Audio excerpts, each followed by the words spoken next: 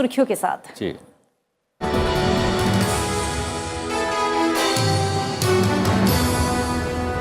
भारत ने अंतर्राष्ट्रीय महत्व के 10 नए आर्द्रभूमि स्थल नामित किए हैं, जिनमें तमिलनाडु में 6, गोवा, कर्नाटक, मध्य प्रदेश और ओडिशा में एक साइट शामिल है। प्रधानमंत्री ने कहा है कि भारत को 10 नए रामसर स्थल मिलने से प्राकृतिक परिवेश की रक्षा के लिए प्रतिबद्धता और भी गहरी होगी।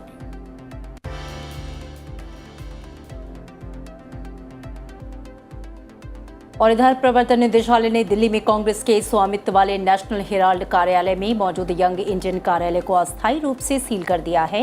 ये कार्रवाई ईडी की तरफ से धनशोधन मामले की जांच के सिलसिले में की गई। सबूतों को सुरक्षित रखने के लिए अस्थायी तौर पर कार्यालय को सील कर दिया गया है। चुनाव के दौरान मुफ्त रेवड़ियों की घोषणा के मामले में सुप्रीम कोर्ट ने कहा है कि नीति आयोग, फाइनेंस कमीशन, भारत सरकार, विपक्षी दल, रिजर्व बैंक और सभी हितधारक मिलकर मुफ्त घोषणाओं के लाभ हानि पर विचार करके सुझाव दें, क्योंकि इन मुफ्त रेवड़ियों का अर्थव्यवस्था पर बहुत गलत असर पड़ता है। केंद्र सरकार ने राजनीतिक दलों की ओर से मुफ्त रेवड़ियों पर रोक की मांग वाली याचिका का सुप्रीम कोर्ट में सैद्धांतिक तौर पर समर्थन किया है। केंद्र सरकार ने कहा है कि इस तरह की घोषणा से अर्थव्यवस्था पर बोझ पड़ता है, ये अर्थव्यवस्था के लिए विनाशकारी है। नौसेना को अग्निपथ योजना के तहत भर्ती के लिए करीब 9.55 लाख आवेदन मिले, जिनमें से 82,200 महिलाएं हैं। योजना के तहत नौसेना में भर्ती के लिए पंजीकरण कराने की प्रक्रिया अब समाप्त हो गई है। देश में मंकी पॉक्स के बढ़ते मामलों के बीच केंद्रीय स्वास्थ्य मंत्रालय ने महामारी से बचने के लिए क्या करें क्या न करें से संबंधित एक सूची जारी की है। मंत्रालय ने कहा है कि अगर कोई व्यक्ति लंबे समय तक या बार बार संक्रमित व्यक्ति के संपर्क में आता है तो वो भी संक्रमित हो सकता है। हैंड सैनिटाइजर का इस्तेमाल, साबुन और पानी से हाथ धोना, मास्क पहनना और दस्ताने पहनना कुछ ऐसे उपाय हैं जिनसे बीमारी से बचा जा सकता है। आसपास की जगह को भी रोगाणु मुक्त किया जाना बेहद आवश्यक है। उन लोगों के साथ रुमाल, बिस्तर, कपड़े, तौलिया और अन्य वस्तुएं साझा करने से बचा जाना चाहिए जो संक्रमित पाए गए हैं। मंत्रालय ने यह भी कहा कि संक्रमितों और संदिग्ध रोगियों से भेदभाव न करें। इसके अलावा किसी अफवाह या गलत जानकारी पर विश्वास भी न करें। केंद्रीय संस्कृति मंत्री जी किशन रेड्डी ने एक ट्वीट में कहा कि आजादी का अमृत महोत्सव और 75वें स्वतंत्रता दिवस समारोह के हिस्से के रूप में 5 से 15 अगस्त 2022 तक देश भर में अपने सभी संरक्षित स्मारकों या स्थलों पर पर्यटकों के लिए प्रवेश निःशुल्क कर दिया गया है। इसमें ताजमहल, लाल किला, सांची के स्तूप, खजुराहो, फतेहपुर सीकरी, हुमायूं का मकबरा आदि शामिल है। वर्तमान में भारतीय पुरातत्व सर्वेक्षण के संरक्षण में 3,691 स्मारक हैं, जिनमें सबसे अधिक 745 स्मारक उत्तर प्रदेश में हैं। इनमें से 143 स्थलों और स्मारकों पर प्रवेश के लिए टिकट लगता है। भारत और अमेरिका तेजी से विकसित हो रहे क्षेत्रीय सुरक्षा परिदृश्य के बीच अक्टूबर में उत्तराखंड के औली में 2 हफ्ते तक चलने वाले मेगा सैन्य अभ्यास की शुरुआत करेंगे। अभ्यास का 18वें सीजन का नाम युद्ध अभ्यास रखा गया है, जो कि 14 अक्टूबर से 31 अक्टूबर तक आयोजित किया जाएगा। भारत अक्टूबर में आतंकवाद के खिलाफ होने वाले विशेष बैठक के लिए संयुक्त राष्ट्र सुरक्षा परिषद के सदस्यों की मेजबानी करेगा। इस बैठक में 15 देशों के सदस्य हिस्सा लेंगे। भारत संयुक्त राष्ट्र सुरक्षा परिषद के एक निर्वाचित गैर स्थायी सदस्य के रूप में अपने 2 साल के कार्यकाल के दूसरे वर्ष में है। सुरक्षा परिषद में भारत का कार्यकाल इस साल दिसंबर में समाप्त होगा। संसद ने राष्ट्रीय डोपिंग रोधी विधेयक 2022 को मंजूरी दे दी है। ये विधेयक राष्ट्रीय डोपिंग रोधी विधेयक एजेंसीज और राष्ट्रीय डोप जांच प्रयोगशाला के कामकाज को कानूनी रूप देगा।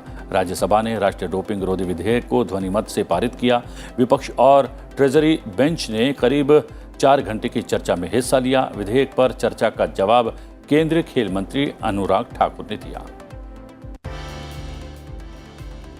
लोकसभा ने केंद्रीय विश्वविद्यालय संशोधन विधेयक 2022 को मंजूरी दे दी, जिसमें राष्ट्रीय रेल और परिवहन संस्थान को गतिशक्ति विश्वविद्यालय में बदलने का प्रावधान है। निचले सदन में विधेयक पर हुई चर्चा का जवाब देते हुए शिक्षा मंत्री धर्मेंद्र प्रधान ने कहा कि 21वीं सदी की जरूरतों को ध्यान में रखते हुए ये विधेयक लाया गया है। बर्मिंघम राष्ट्रमंडल खेलों में भारतीय खिलाड़ियों का शानदार प्रदर्शन लगातार जारी है। बुधवार को बर्मिंघम में वेटलिफ्टिंग में लवप्रीत सिंह ने कांस्य पदक जीता। इसके बाद स्क्वैश में सौरव घोषाल ने भी ब्रॉन्ज मेडल पर कब्जा जमाया। जूडो में तुलिका मान ने भारत को रजत पदक दिलवाया। अब तक कॉमनवेल्थ गेम्स में भारत के 18 पदक हो चुके हैं, जिनमें 5 गोल्ड, 6 सिल्वर, 7 ब्रॉन्ज मेडल शामिल हैं। प्रधानमंत्री नरेंद्र मोदी ने बर्मिंघम राष्ट्रमंडल खेलों में रजत पदक जीतने वाली भारतीय जूडो खिलाड़ी तुलिका मान को बधाई देते हुए कहा कि उनके सुनहरे करियर में ये पदक एक और उपलब्धि है। प्रधानमंत्री ने राष्ट्रमंडल खेलों में स्क्वॉश एकल स्पर्धा में भारत को पहला पदक दिलाने वाले सौरव घोषाल को भी बधाई दी। और आइए अब नजर डाल लेते हैं राज्यों की सुर्खियों पर। दिल्ली में बुधवार को मंकी पॉक्स का चौथा मामला सामने आया। 31 वर्षीय नाइजीरियाई महिला का मंकी पॉक्स का परीक्षण सकारात्मक पाया गया। इस मामले के साथ ही भारत में मंकी पॉक्स संक्रमणों की संख्या 9 हो गई। वहीं भारत में मंकी पॉक्स के पॉजिटिव मामले में ये पहली महिला है। केरल में प्रवर्तन निदेशालय ने फिर से माकपा के वरिष्ठ नेता थॉमस इसाक को KIIFB के वित्तीय लेन देन में कथित उल्लंघन की जांच के संबंध में पेश होने के लिए नोटिस जारी किया है। ईडी ने उनसे ये जवाब तब का मांगा है जब वो पिछली LDF सरकार में केरल के वित्त मंत्री थे। केंद्र शासित प्रदेश जम्मू और कश्मीर स्थापत्य विरासत के संरक्षण, बहाली और रखरखाव के लिए एक योजना के तहत राज्य में 75 स्थलों का विकास कर रहा है। प्रशासन ने संस्कृति विभाग को विशेषज्ञों की मदद से संरक्षण योजना को लागू करने का निर्देश दिया है। पश्चिम बंगाल में राज्य के पूर्व शिक्षा मंत्री पार्थ चटर्जी और उनकी सहयोगी अर्पिता मुखर्जी को SSC घोटाला मामले में कोलकाता की एक विशेष अदालत ने प्रवर्तन निदेशालय की 3 दिन की हिरासत में भेज दिया है। कड़ी सुरक्षा के बीच 226 तीर्थयात्रियों का एक और जत्था पवित्र अमरनाथ गुफा में बाबा बर्फानी के दर्शन के लिए रवाना हो गया। अमरनाथ यात्रा 11 अगस्त को रक्षाबंधन के अवसर पर समाप्त होगी। अधिकारियों ने बताया है कि केंद्रीय रिजर्व पुलिस बल CRPF की कड़ी सुरक्षा के बीच 9 वाहनों में तीर्थयात्रियों का 34वां जत्था पवित्र गुफा के लिए रवाना हुआ। हिमाचल प्रदेश के मुख्यमंत्री जयराम ठाकुर ने शिमला में हरियाणा परिवहन के 18 वाहनों को हरी झंडी दिखाकर रवाना किया। बुजुर्गों, महिलाओं और दिव्यांगों को सुविधा देने के लिए राइड विद प्राइड योजना शुरू की गई है। केरल में भारी बारिश के मद्देनजर लगाए गए प्रतिबंधों के बीच वार्षिक निरापुथारी समारोह की पूर्व संध्या पर सबरीमाला में भगवान अयप्पा मंदिर बुधवार को खोला गया। फसल के मौसम की शुरुआत को चिन्हित करने वाला त्योहार पहाड़ी मंदिर में बुधवार को मनाया जाएगा। और इसी बीच केरल में भारी बारिश के कारण भूस्खलन और अचानक आई बाढ़ से पिछले कुछ दिनों में 18 लोगों की जान चली गई और हजारों की संपत्ति का नुकसान हुआ। हरियाणा के आदमपुर विधानसभा सीट से कांग्रेस विधायक कुलदीप बिश्नोई के बीजेपी में शामिल होने की संभावना है। कुलदीप बिश्नोई ने विधायक पद से इस्तीफा दे दिया है। कुलदीप बिश्नोई ने मंगलवार को ही आदमपुर में समर्थकों के बीच कह दिया था कि वो 6 साल बाद कांग्रेस को अलविदा कहने और एक नए राजनीतिक सफर को शुरू करने जा रहे हैं। कर्नाटक में राहुल गांधी ने चित्रदुर्ग में मुरुगा राजेंद्र मठ का दौरा किया है। उन्होंने मुख्यालय स्थित मुरुगा मठ के महंत से लिंगायत संप्रदाय की दीक्षा ली। इस मौके पर कांग्रेस के कई नेता मौजूद रहे। उत्तर प्रदेश के मुख्यमंत्री योगी आदित्यनाथ ने गोरखपुर में वृहद रोजगार मेले का शुभारंभ किया। इस दौरान उन्होंने कौशल विकास से जुड़े संस्थानों के सेवायोजित प्रशिक्षणार्थियों को नियुक्ति पत्र भी वितरित किए। और अब अंतर्राष्ट्रीय सुर्खियां। विदेश मंत्री एस जयशंकर ने कंबोडिया यात्रा के दौरान कहा कि वो भारत आसियान मंत्री स्तरीय बैठक में हिस्सा लेकर खुश हैं। अपनी यात्रा के पहले दिन विदेश मंत्री सीएम रीप स्थित अंकोर वाट मंदिर भी गए। उन्होंने ट्वीट किया ताप्रोहम मंदिर संरक्षण स्थल पर हमारे मित्र एवं विदेश मामलों के लिए यूरोपीय संघ के उच्च प्रतिनिधि जोसेफ बोरेल के साथ मुलाकात कर खुशी हुई। हमारे काम के लिए उनके गर्मजोशी भरे शब्दों की सराहना मैं करता हूं और भारतीय पुरातत्व सर्वेक्षण 12वीं सदी के अंकोर वाट मंदिर के संरक्षण कार्य में शामिल है। अमेरिका के राष्ट्रपति जो बाइडेन ने गर्भपात अधिकार की रक्षा करने वाले दूसरे बिल पर भी हस्ताक्षर कर दिया है। इस दौरान उन्होंने कहा कि सुप्रीम कोर्ट और रिपब्लिकन पार्टी की अमेरिकी महिलाओं की शक्ति का आभास नहीं है। इस आदेश के लागू होने के बाद केंद्रीय स्वास्थ्य विभाग को अधिकार होगा कि वो गर्भपात के लिए दूसरे राज्यों की यात्रा करने वाली महिलाओं की मदद के लिए मेडिकल फंड का इस्तेमाल कर सकेगा। हिंद प्रशांत क्षेत्र में चीन की बढ़ती सैन्य गतिविधियों के बीच अमेरिका और इंडोनेशिया ने आपसी संबंधों के और मजबूत होने का संकेत देते हुए सुमात्रा द्वीप में वार्षिक साझा सैन्य अभ्यास शुरू कर दिया है। इसमें पहली बार ऑस्ट्रेलिया, जापान और सिंगापुर ने भी हिस्सा लिया। जकार्ता स्थित अमेरिकी दूतावास ने बताया कि इस सैन्य अभ्यास में सभी देशों के 5000 से अधिक सैनिक हिस्सा ले रहे हैं। सैन्य अभ्यास की शुरुआत 2009 में की गई थी। इसके बाद से अब तक इस साल इसमें सर्वाधिक संख्या में जवान हिस्सा ले रहे हैं। अमेरिकी संसद के स्पीकर नैन्सी पेलोसी के ताइवान दौरे से चीन काफी भड़का हुआ है। 25 साल में पहली बार कोई इतना बड़ा अमेरिकी राजनेता ताइवान पहुंचा। इसके खिलाफ बीजिंग ने सैन्य कार्रवाई तक की धमकी दे डाली।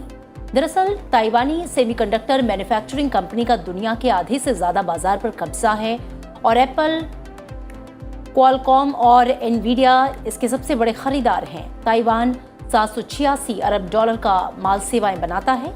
इसमें से 100 अरब डॉलर का योगदान अकेले चिप उद्योग का ही है और यही वजह है कि ये छोटा सा देश सबके आकर्षण का केंद्र है।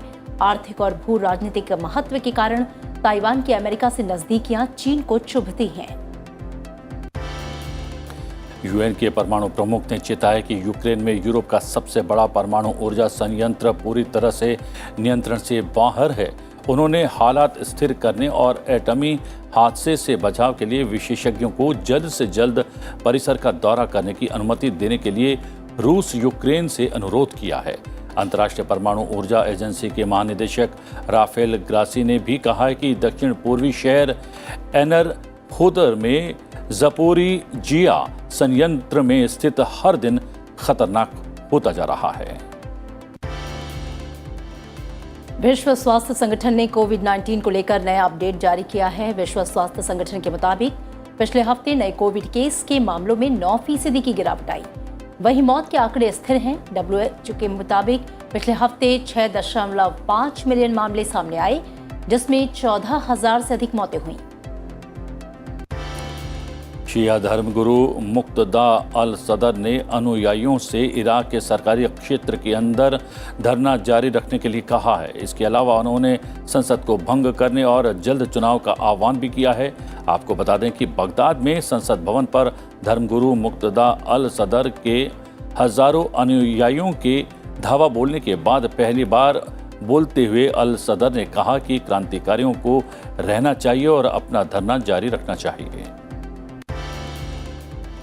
ओपेक तेल कार्टेल और उसके सहयोगियों ने सितंबर में उत्पादन को पिछले महीनों की तुलना में धीमी गति से बढ़ाने का फैसला किया।